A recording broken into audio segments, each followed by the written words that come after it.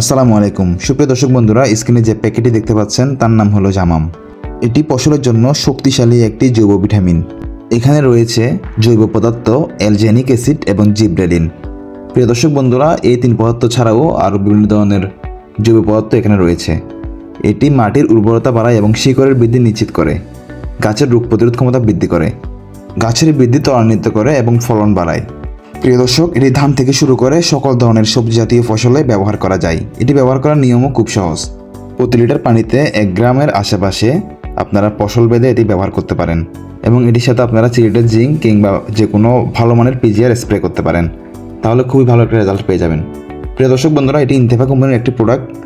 আপনারা অনেকেই হয়তো এটি ব্যবহার করেছেন। ব্যবহার করার ফলে কী রকম রেজাল্ট পেয়েছেন তা অবশ্যই কমেন্ট করে জানাবেন।